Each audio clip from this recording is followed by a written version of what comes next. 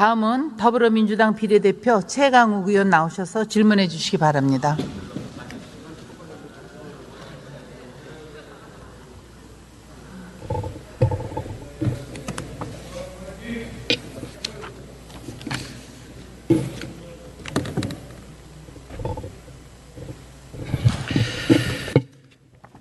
존경하고 사랑하는 국민 여러분, 김진표 국회의장님과 김영주 부의장님, 선배 동료 의원 여러분, 국무총리와 국무위원 여러분, 더불어민주당 최강욱입니다.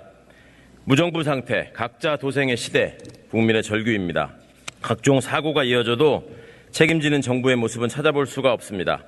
미국 대통령이 선물해서 대한민국 대통령 집무실의 책상에 두었다던 모든 책임은 나에게 있다는 트루먼 팻말의 다짐은 그저 소품으로만 존재하고 있습니다. 재난의 컨트롤타워, 안전의 컨트롤타워는 대통령이 맞습니까? 아니면 전 대통령이나 현 정 공무원인 겁니까? 대통령이나 장관처럼 높은 사람은 사과할 필요도 책임질 필요도 없고 그저 현장 실무자에게만 책임을 돌리려는 무책임과 무반성, 무사과를 통한 국민 무시가 반복되고 있습니다. 청와대에 있더라도 산불이 나면 헬기라도 타고 와야죠 라고 말했던 후보가 막상 대통령이 되더니 물난리가 나도 그 장면을 보면서 태연히 퇴근하고 집중호우 예보가 있어도 당장 서울로 대통령이 간다 해도 상황을 바꿀 수 없다며 예정에 없던 해외 출장을 떠납니다. 그러니 여당 출신 도지사마저 침수된 오송 지하차도의 참사 앞에 그 언행을 외우듯이 따라했습니다. 급기야 수해복구 현장에서 윗사람들의 무리한 지시로 안타깝게 숨져간 해병대 최상병 사건에서도 대통령이 나서서 사단장 책임을 물으면 안 된다며 국방장관을 질타했다는 보도까지 이어지고 있습니다. 실제 전쟁이 나면 과연 대한민국 군대를 믿을 수 있겠느냐고 참모들에게 털어놓았다던 진심의 맥락은 대체 어디서부터 어디까지인 것입니까? 장병의 생명과 안전은 안중에 없고 그저 전쟁 불사만이 군통수권자의 의식을 지배하는 것입니까? 국민의 생명과 안전을 지켜야 하는 헌법적 책무를 지키지 못하는 정부는 도대체 무엇을 위해 존재하는 것입니까? 위기 상황에서 정부의 존재 의의가 있는 것인데 이 정부는 정부가 존재할 이유를 증명하지 못했다고 비판했던 당사자가 이제 대통령이 되었습니다. 윤석열 정부는 도대체 무엇을 위해 집권한 것입니까? 국민은 이렇게 무시당하고 국격은 한없이 추락하고 있습니다. 미국 언론하고 인터뷰하면서 100년 전 역사로 인해 일본이 사과하기 위해 무릎을 꿇어야 한다는 인식을 받아들일 수 없다고 하더니 방송에 출연해서는 국가 간의 도청이 금지되어 있다고 생각하지 않는다고 답해서 친구가 친구를 감시하냐고 물었던 앵커의 말문이 막히게 만들었습니다. 그러면서도 일본 오염수 방류에 대해서는 단 한마디 언급이 없습니다. 이런 발상이 대통령이 국무위원들에게 말하는 인류 국가로 만들기 위한 체인지 띵킹에 해당하는 것입니까? 윤석열 정부는 역사의 수레바퀴를 거꾸로 돌리고만 있습니다. 민주주의가 역행하고 법치주의가 무너지며 민생경제가 추락하고 외교안보는 냉전 시대로 회귀하더니 급기야 역사마저 퇴행시키려 하고 있습니다. 국민이 뽑은 관리인에 불과한 고작 5년짜리 정권이 겁도 없이 최소 30년 이상 방류한다는 후쿠시마 오염수를 염려하는 국민들을 가리켜 싸워야 하는 세력이라며 겁박하고 윤석열 씨가 한 말입니다. 윤석열 후보가 한 말입니다. 홍범도 장군을 비롯한 자랑스러운 순국선의 독립운동 역사마저 왜곡하고 지우려는 반민족적인 행위마저 서슴지 않고 있습니다. 메카시즘을 떠올리게 하는 권위주의 군사독재 시대와 냉전 시대로의 퇴행도 모자라 이제 일제강점기로까지 퇴행하는 것이 아닌지 걱정입니다. 대체 경제는 어떻게 할 생각입니까? 지금 전 세계적으로 고금리 정책을 쓰고 있는 마당에 생긴 문제들이기 때문에 이거를 근본적으로 어떻게 대처할 방도가 없다고 당당히 말하던 출근길에 생각이 이어지기 때문에 이렇게 모든 경제 지표가 악화되며 곳곳에서 구멍이 나도 손 놓고 있는 것입니까? 힘든 국민들을 어떻게든 갈라놓으려는 시도는 뭐 때문에 언제까지 멈추지 않을 생각입니까? 이권 카르텔을 혁파하겠다며 헌법의 정신을 무시한 채 노조 카르텔, 사교육 카르텔, R&D 카르텔, 건설 카르텔 등 수많은 싸움과 분열을 만들어내고도 대장동 50억 클럽의 주역인 검찰, 법조, 언론 카르텔에는 침묵합니다. 내 장모가 누구한테 10원 한 장 피해준 적이 없다더니 장모가 구속되고 처남이 기소되어도 사과 한마디 없습니다. 이 정부들은 가장 강력한 힘을 발휘한다고 많은 이들이 지적하는 또 하나의 카르텔, 처가 카르텔에 대하여는 왜 이런 방구도 없는 것입니까? 이렇듯 처참하게 퇴행하는 역사와 정의 그리고 민주주의와 법치주의에 대한 정부의 견해를 묻고자 합니다. 총리님 나와주십시오.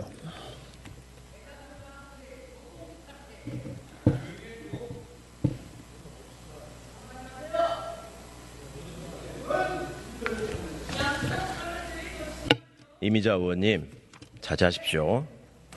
총리님 긴 시간 수고가 많으십니다. 오랜만에 뵙습니다.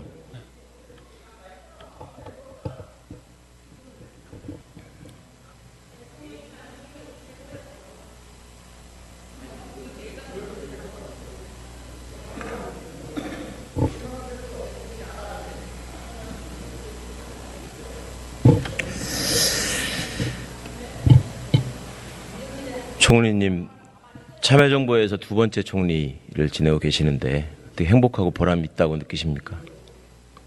네, 어려운 상황이지만 국가를 위해서 기여하고 있다고 생각합니다.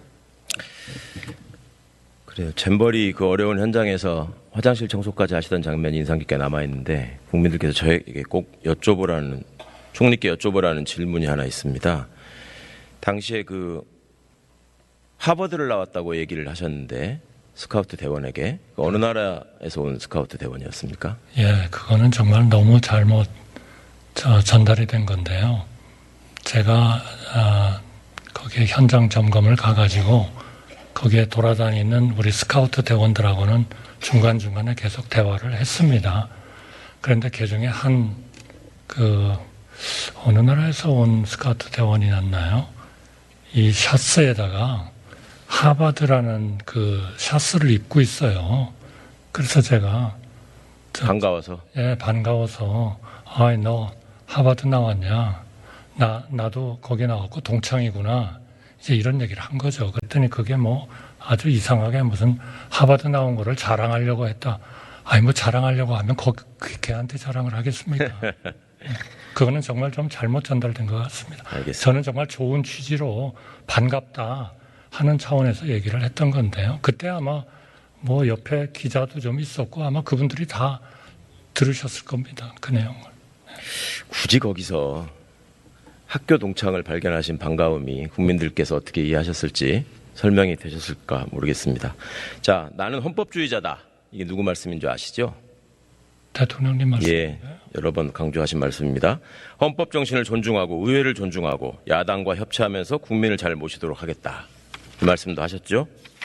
어떻습니까? 지금 실상이. 저희 나름대로 야당과 대화하고 얘기하려는 노력은 계속 하고 있습니다. 그러나 전체 상황이 그렇게 좋지 않은 것 같습니다. 제가 솔직히 말씀드리면.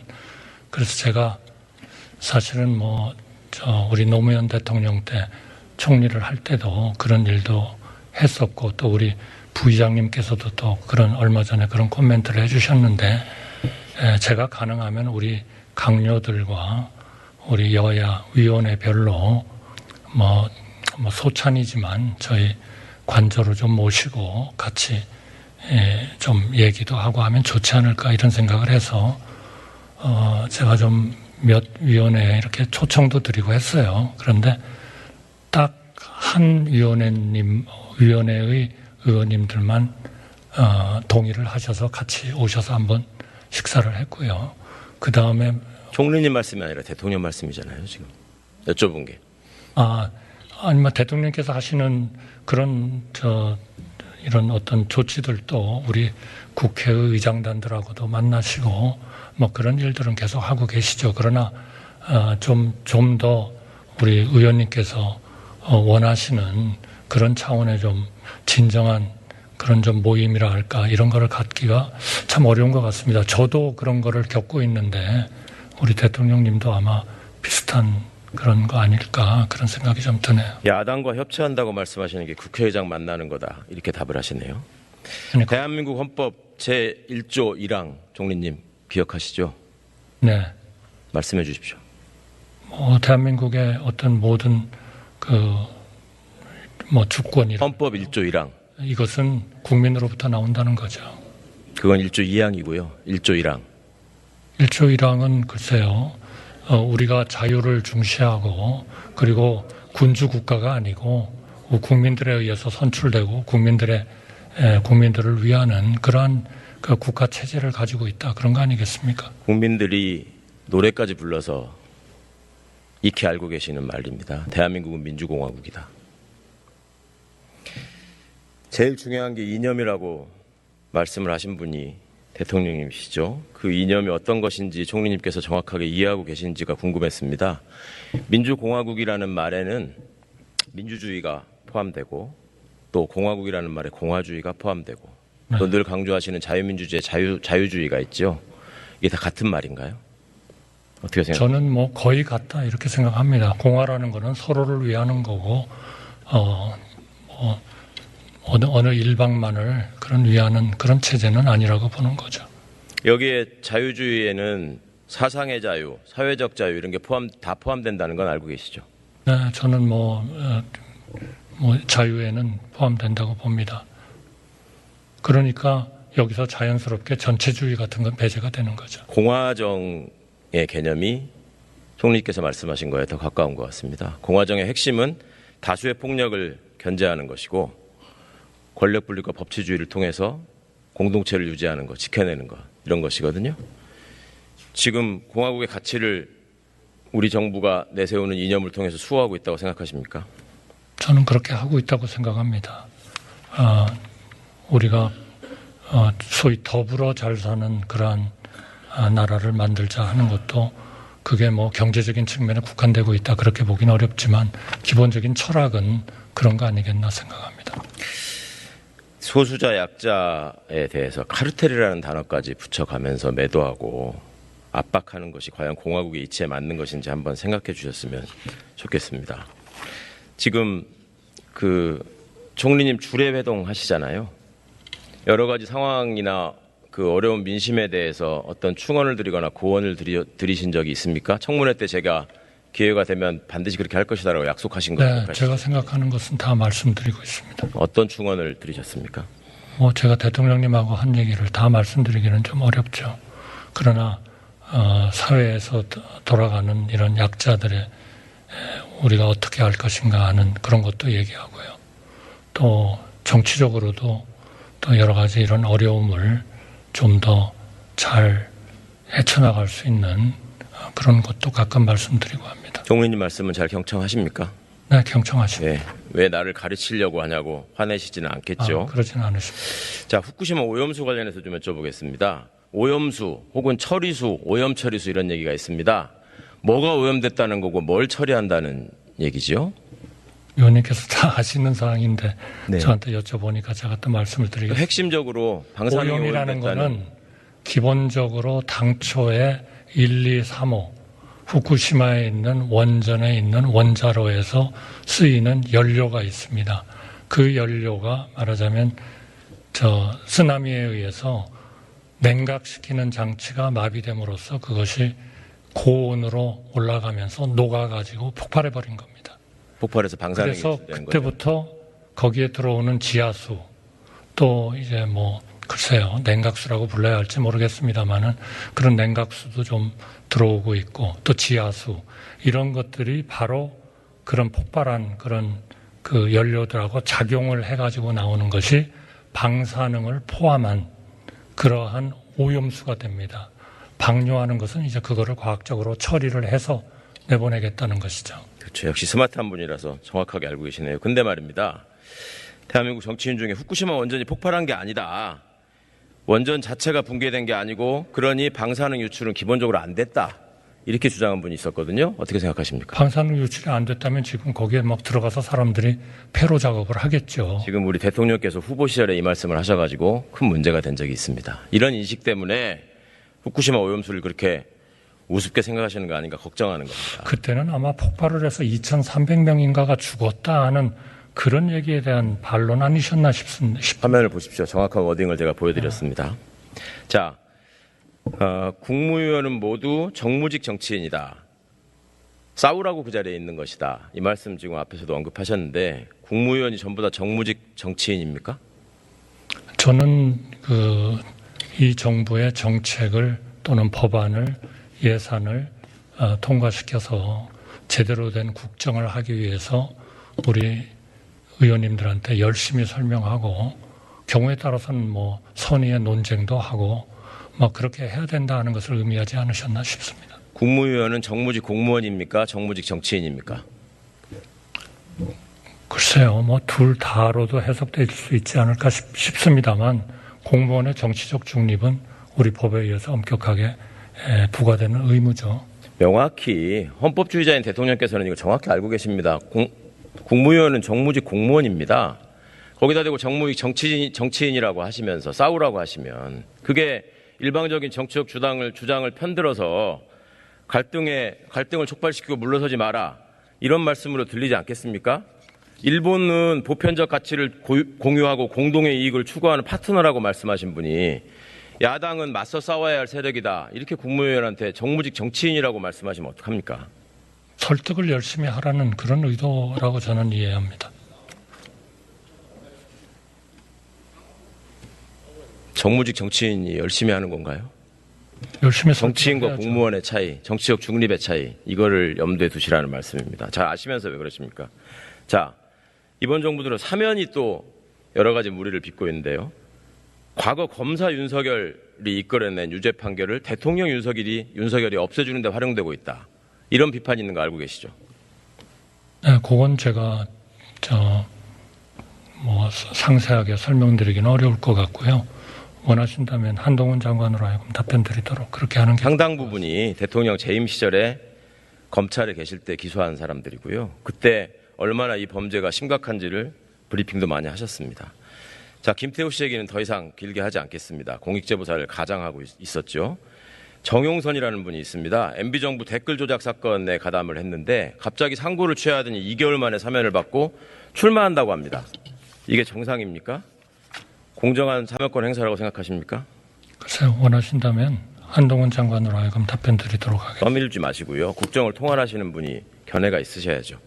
새만금 SOC 예산은 국토부 요청안의 4분의 3 넘게 대폭 삭감이 됐습니다. 총리께서는 이게 잼버리 사태와는 아무 상관없다 이렇게 말씀하셨는데 맞습니까? 전혀 상관없습니다.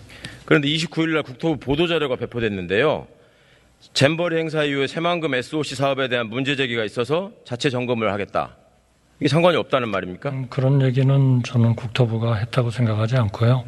국토부가 보낸 하나의 자료에는 그동안 새만금 개발에 대한 다방면의 지원으로 일부 성과가 있었지만은 그동안의 총사업비라든지 사업계획 또 집행 부진 이런 것 때문에 여러 가지 문제가 있었다. 그래서 내년도 예산은 사업별로 진행 상황이라든지 연차 소요 등을 감안한 소요를 반영을 하고 내년 상반기까지 새만금 인프라에 대한 적정성 연구 용역을 추진하고 2025년 목표로 최근 투자 여건을 반영해서 새만금 기본 계획을 개정할 예정이다. 이렇게 발표를 했습니다. 이것은 제가 국토부 장관과 그 관련되는 강요에게 지시를 한 것에 대한 하나의 그 입장이라고 생각하고요. 다만 현재 입주돼 있는 기업이나 또 추가적으로 투자해야 되는 민간 투자 유치를 위해서 꼭 필요한 사업은 기본 계획 수립 이전이라도 집중 지원하는 그런 그 계획을 또 조치를 하겠다 하는 것이 지금 정부의 입장입니다. 전혀 새만금하고는 관련 없습니다. 새만금은 저희는 기본적으로 초기에 조금 어려움이 있었습니다만 정말 온 국민이 다 나서서 현저하게 개선을 했고 그리고 또 태풍이라는 생각보다 좀 더 심했던 그런 상황에 대비해서 4만 3천 명을 1,400대의 버스로 이전시키는 그러한 작업을 했습니다. 많은 외국의 대사들이 또 왔었던 그 리더나 스카우트 대원들이 정말 한국 국민들의 친절에 대해서 감사한다. 그렇게 얘기를 했고요. 또 정말 높이 평가했습니다. 그러나 그럼에도 불구하고 이런 문제가 왜 초기에는 그렇게 됐었는지에 대해서 감사원으로 하여금 엄격하게 좀 조사를 해서 앞으로 이런 일들이 다시는 없도록 또 우리가 거기로부터 얻어야 할 하나의 그런 교훈은 뭔지 또 성찰은 무엇을 우리가 확실히 해야 되는지를 좀 확실하게 하겠다 하는 것입니다. 기재부에서 예산 편성을 위한 3차 협의가 있을 때까지 아무런 얘기가 없고 예산이 다 멀쩡하게 통과됐는데 잼버리 이후에 깎였다고 하는 점 분명히 확인하고 시정해 주시기 바랍니다. 자, 그러면 이제 전 정부 때문에 새만금 준비가 제대로 안 됐다 이런 말씀 더 이상 안 하시겠네요? 저는 지금 그 조사가 뭔가 좀 이루어져서 우리가 상식적으로 알 수 있을 정도의 그런 결과가 나오기 전에는 저는 그런 이야기를 당분간 좀 자제하고 싶습니다. 전 정권이 한 걸 뒤집지 않는다, 전 정권 탓을 하고 있지 않는다라고 말씀하시는데 작년 8월 달에 대통령께서 더 이상 전 정권 잘못이라는 핑계는 통하지 않는다라고 말씀하셨음에도 불구하고 지금 화면에서 보시는 것처럼 수시로 전 정부 탓을 하고 있는 게 이 정부의 모습이라는 거 성찰해 보시라는 거 마지막으로 말씀드립니다. 돌아가십시오.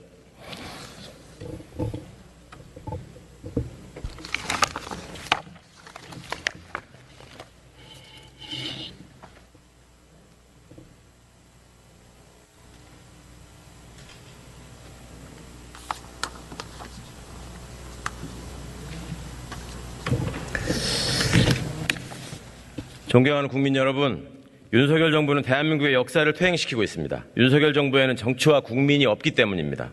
무조건 상대를 제압하려는 독선이 정치를 밀어내고 국민을 위한 정치가 아닌 권력 중심의 독주만이 남았습니다. 야당의 법안이라면 국회의장의 협의 요청에도 반대로만 일관하고 법안이 통과되면 거부권 행사로 국회 입법을 무력화시킵니다. 여당은 이미 대통령실의 앵무새와 거수기로 전락한 지 오래됐습니다. 여소야대 국면을 핑계 삼아 이미 통과된 법률은 시행령 통치로 우회하려고 합니다. 법무부 장관은 헌법재판소의 결정에도 대법원의 판결에도 불복하며 헌법정신을 훼손합니다. 법기술자 출신 대통령과 장관이 어떻게 법치주의를 오용하고 삼권 분립을 유린하고 있는지 여실히 보여주는 사례입니다. 대통령은 국민과 소통하지 않습니다. 국가의 중대한 정책 결정에 대해 국민에게 이런 방구의 설명도 없이 거꾸로 달리기만 할 뿐입니다. 보수 언론조차 윤석열 정부의 국정 운영은 설명, 공감, 사과, 책임이 없는 사무 스타일이라고 일갈하는 것도 무리는 아닙니다. 지지율이 1%까지 떨어지더라도 할 건 하겠다는 대통령의 발언은 거꾸로 말하면 주권자인 국민과 맞서 싸우는 것도 서슴지 않겠다는 다짐입니다. 대통령은 정부의 요직을 검찰 출신으로 채웠습니다. 수사실무자부터 대통령까지 검찰 수직 계열을 완성시킨 정부는 야단 탄압 일변도로 국정에 임하고 있습니다. 법무부 장관이 국회에 출석해 매우 정파적인 표현을 남발하며 피의 사실을 공표하는 일은 윤석열 정부에서 일상적인 풍경이 됐습니다. 2023년 대한민국은 수사도, 인사도, 금융도, 보훈도 모두 검찰 출신이 실행하는 구조입니다. 인사넷막은 해결될 가망이 없습니다. 그동안 검찰공화국이라는 단어가 무소불위 검찰 권력을 비판하는 수사적 표현이었다면 윤석열 정부 1년은 이를 훨씬 능가하는 진정한 의미의 검찰 왕국이 도래했다는 것을 실감하게 합니다. 그리고 윤석열 정부 검찰공화국에서 저출생 고령화, 기후위기, 혁신경제와 국토균형 발전, 한반도 평화 등 우리 사회 공론의 장은 멈춰버렸습니다. 그러나 역사는 더디다. 그러나 진보한다는 말을 기억합니다. 역사에는 언제나 반동이 존재합니다만 역사는 반드시 반동을 거스르고 앞으로 나아간다는 것을 입증하고 있습니다. 뼛속까지 검찰주의자라는 대통령은 최후의 검찰주의자로 기록되고 검찰 정치를 자행하는 검사 독재 정권은 역사 속으로 사라지며 검찰주의와 검찰 정치의 종식을 우리 역사에서 영원히 지우고 앞당길 것이라고 확신합니다. 경청해 주셔서 감사합니다.